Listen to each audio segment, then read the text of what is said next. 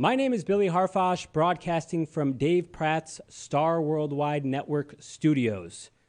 Yes, I am wearing the black sunglasses, and I am wearing black today because it has been some dark weeks for our country. America witnessed a shooter attempting to assassinate a former president. The head of the Secret Service has recently stepped down. The sitting president of the United States stepped down from his campaign. Some Americans are now questioning whether or not Joe Biden is fit to serve out his term. And now, the crown has seemingly been placed, just like that, so quickly, on top of the head of Kamala Harris. What in the hell is going on? My guest today has answers to America's questions. Welcome back to the program. Candidate for President of the United States. Hello, Marianne Williamson. How are you? I'm fine, thank you. Thank you for having me. Marianne, I know you've been talking a lot about this. I saw you on Piers Morgan. I've seen you on all the national shows. I'm going to get right to it. I am confused. America is confused. You did not have a fair primary. A Democrat debate never happened. Fast forward, Biden steps down, and all of a sudden, Kamala is the only choice. Is this democracy? No, it's not.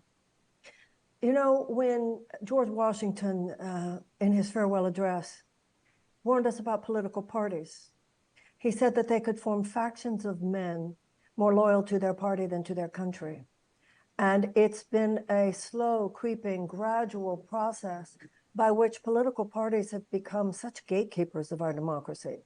Political parties and media, of course, to the point where Jefferson's line that the only safe repository for power is in the hands of the people, the very concept is threatened because the voice of the people is increasingly shut out. And particularly in the Democratic Party, there's this sense that somehow the DNC, the elite who run the Democratic Party, are entitled to make a decision. It's like a return to Tammany Hall politics, where some men are sitting around a table smoking their cigars, deciding who the candidate is supposed to be. Now, I've been railing about this for the last year and a half. With the Republican Party, one thing no one can doubt is whether or not the Republican electorate actually chose Donald Trump. They had multiple debates. All of the Republican candidates, I think, were given town halls on CNN. And the Republicans, there's no question about that. The Republicans actually were exposed to their candidates, and then they chose the one that they wanted. In the Democrats, I'm sad to say, on our side of the aisle, I'm sad to say, having been in the belly of the beast, very much a front row seat, I saw how it worked. I saw how once the decision was made, and they were unabashed about it. They said, we see our role as a party is to help Joe Biden win the nomination again. We have decided he's the best one to beat Trump because he beat him before. We have decided that no one is supposed to primary an incumbent president. Now, I'm old enough to remember when Eugene McCarthy did just that with the incumbent sitting president, Lyndon Johnson, and then Bobby Kennedy and so forth. But I saw the links that they would go to in terms of character assassination. I saw the links they would go to in terms of kicking you off ballots. I saw how it works. But now that all of that has blown up in their face and Joe Biden has resigned, I'm stunned, but not shocked, but quite horrified. But now the difference is a lot of people are horrified to see what you just described, the coronation of Kamala Harris. We're not to ask, what does she stand for? Because nobody can really tell you what she stands for. There's not one issue that any of us can say, oh, I associate that issue with Kamala Harris. There's not one. And there's not to be any conversation about her record. There's not to be any conversation about any with other candidates, but rather the dictate came down from on high. Just as it was said, it will be Joe, it's now, it will be Kamala. That's the only way to beat the fascists. But we're supposed to save democracy, how important it is to save democracy, and I certainly agree with that, but you don't suppress democracy in order to save democracy. And so it's a very confusing moment for a lot of people, but the American people are smart too. So they're not just confused, they're disturbed. Well, here's what disturbs me. This is what I want to get to real quick. Here's what disturbs me. Moving forward in American politics in our country, what is the point of a primary? Because we have not heard definitively if Joe Biden was asked to step down. If it was his choice, was it because of the bad polls? Was it, in fact, because of a cognitive decline? So what I can do is just become president, have a vice president. I can win the primary, and at the last minute just say, oh, because of bad polling numbers, I'm going to step down and give my running mate the crown. It doesn't make sense. It's not democracy. And I don't understand why the Clintons, Schumer, Pelosi, I can go right down the list, are just stepping in file here. It is disturbing. Now, I have seen that Barack Obama has called for an open convention. And there's one other major player who said, I know Bernie hasn't actually endorsed her. He said that he feels she can win if she comes out with more progressive policies. Obama has said that he wishes to see an open convention. I saw that Michael Bloomberg has said that he wishes to see an open convention. But you're right, others have just fallen in line. Some of the people who I admire the work that they do and would have hoped that they would step in. And also on a personal level, the fact that the same press that tried so hard to nullify my candidacy are even now saying, well, no credible candidate is running against her.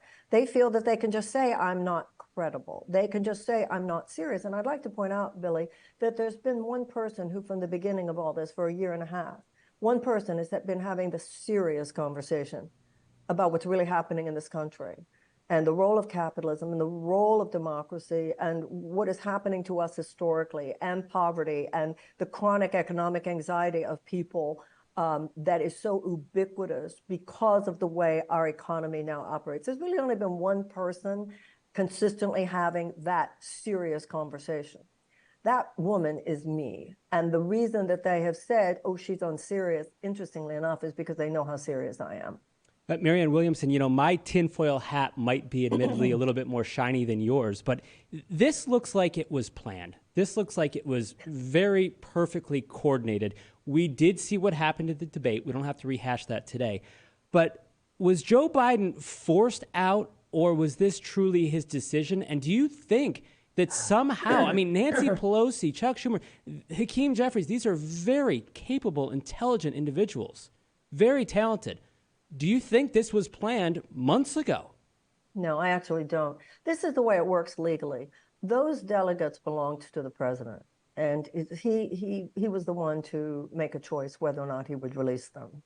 I believe, you know, I called for the president to step aside the day after the debate, because to me, the debate in political terms was catastrophic. As much compassion as I felt for him as a human being, because this had to have been a deeply humiliating experience.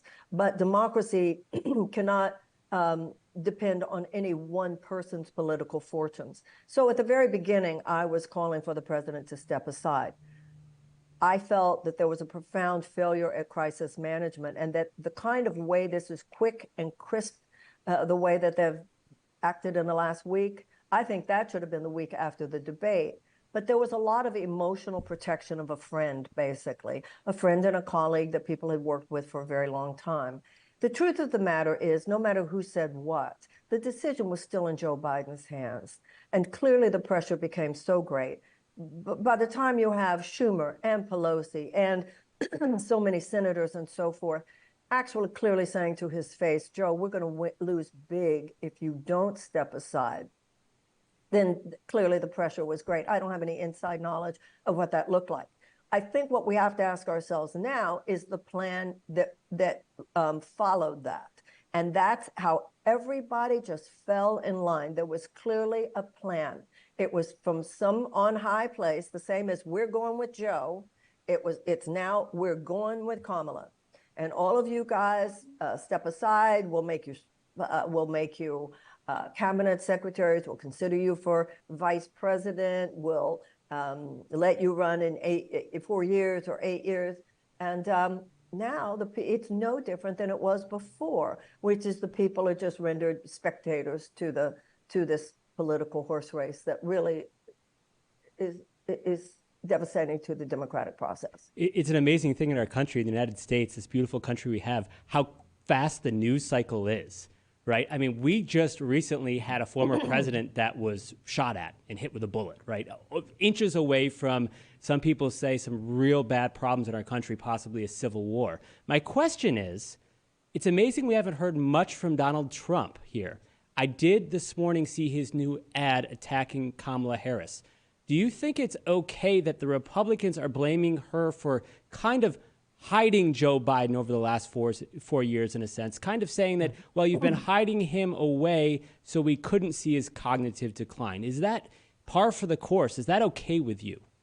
No, that's actually not okay. She's the one person that I do give a pass. Her job was to protect the president.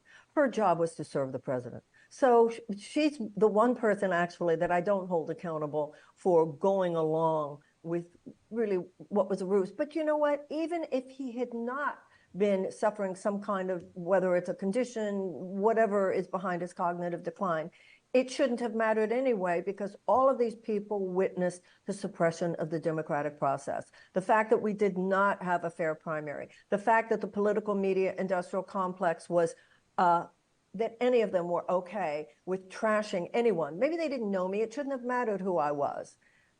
And the reason that they were going along is because they see what happens to people like me, and they don't want it to happen to them. And they know as serious that group, whoever they are, is, that if you don't toe the line, you're going to have a real hard time next time you run for office. I'm not from that system, so they didn't intimidate me. But to see, particularly this time, the way that that system behaves, it's not right. It's not democratic. Tulsi Gabbard wrote about it in her book, that it's a playbook. Nullify the voice, make sure people don't even know you're running if we don't want people to know. Trash you, smear you, psyops, infiltration. You know, early on in my campaign, I received a call from the FBI. And the FBI said, we want you to come down to the office and we're going to give you a briefing. And this is the same briefing that we give to any other candidate about what to expect. And then they describe the things that will happen, the psyops, the infiltration, how it works. And they said the main suspects are Russia, China, or Iran. And I felt even then, but came to see even more so as time went on, that's exactly what happened to me. But I don't think it was Russia or China or Iran. I think it was forces right here in the United States. I just got chills. I got goosebumps by hearing that, because I've said this over the last couple of weeks. Nothing surprises me anymore. Things are getting so crazy in our country. Nothing would surprise me. Marianne Williamson, we'll finish up with these last two real quick. You have stood on the debate stage with Kamala Harris. You have been a woman in the arena.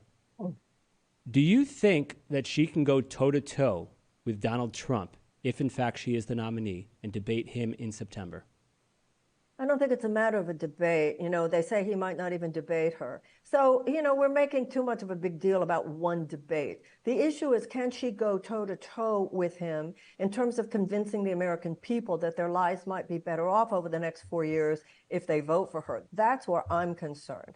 If she is going to base, as apparently that's what they're planning now, they're planning if she is the nominee, then her plan is to prosecute President Trump, because she's a prosecutor and he is a convicted sex offender, which he is. He's a convicted scam artist with the Trump University, which he is. He's a convicted felon, which he is. However, it's already been prosecuted. Alvin Bragg has already prosecuted it. Grand juries and juries have already prosecuted it. It didn't make any difference. In fact, it increased his popularity. The Democrats are not going to win by just prosecuting the case against Donald Trump. Secondly, if she goes out there and says, apparently that's the plan, we're going to finish the job, which is a continuation of what Biden was going to say. Too many millions of Americans don't even know what that job is, because in their visceral experience, nothing has really improved. We're going to win, and this is why my candidacy would be the strongest to go toe-to-toe with Joe Biden, against Donald Trump, by saying to the American people, we're going to cut the cord with an era which has seen the collapse of the American middle class. We are going to have an economic bill of rights. We're going to take an economic U-turn. We're going to have Medicare for all. We're going to have tuition-free college and tech school. We're going to have subsidized childcare, paid family leave. We're going to have guaranteed living wage and affordable housing. We're going to treat the climate emergency as an emergency. We're going to learn to wage peace as effectively as we wage war, and we're going to end the drug war. We are going to disrupt the system by which our economy is rigged in favor of a corporate matrix of insurance companies, pharmaceutical companies, big food, big agriculture, big chemical companies, big gun manufacturers, big oil, big defense contractors. They are at this point corporate overlords. And the way our government works, the money that has such undue influence in Washington has turned their short-term profits, these corporate profits, into our bottom line. And that bottom line has superseded democracy and humanitarian values and the safety and health and well-being of the American people. That's what will beat Donald Trump. And that's my agenda, and it's what I've been saying for the last year and a half. And that's why I'm the opposite of a not credible candidate. And the only thing that can push that forward right now is if the people wake up quickly, which I think the people are waking up, and the people themselves say, this is just not okay. And start making a lot of noise. It's not okay. If that happens. It's not okay, Marianne Williamson. It's a shame what they've done to you in this party. And we'll finish up with this real quick. You were out here in Arizona a couple months back. We talked on the show about, I brought up an October surprise. Well, we've had a number of July surprises already. Is there any chance, last question, any chance in a couple weeks your party will have a major convention that this whole thing could go awry, that something crazy happens at the convention and yourself or somebody else is the nominee instead of Kamala Harris? Could you envision that happening? Contrary to public opinion, I don't have a crystal ball, but I think it's reasonable to assume that at this point, anything could happen. It is a very unpredictable moment. You opened your show today talking about the things that we would never have predicted have happened. So yes, I think that there's a bubbling up energy from the bottom of things, and that energy drives activity, and it drives results and consequences. And I believe that if enough Americans, particularly Democrats, start doing whatever in their hearts they are led to do, and to listen to the things that I'm saying and that others are saying. People can go to Marianne2024.com, and also anybody who is a delegate, a Democratic delegate, please make a stand. Go to convention@Marianne2024.com, sign the pledge for an open convention. Because if this thing is just a coronation or an anointment, the American people will not be impressed. We will have a boring, they're so afraid of a messy convention. What they should be afraid of is a boring convention. And that's what we will have if she's just anointed. And that will be in comparison to the Republican convention, like nothing, given how much spirit there was in theirs. We need to get going. We need to change direction. And anyone who agrees with me, I hope will go to Marianne2024.com and say enough is enough. There she is, Marianne Williamson, speaking directly to the people, a woman in the arena right from the beginning. Go check out her website. We'll put all the information below. Please subscribe to the show. My name is Billy Harfosh, broadcasting from Dave Pratt's Star Worldwide Networks in Scottsdale, Arizona. That was Marianne Williamson, candidate for President of the United States. Thank you so much for watching.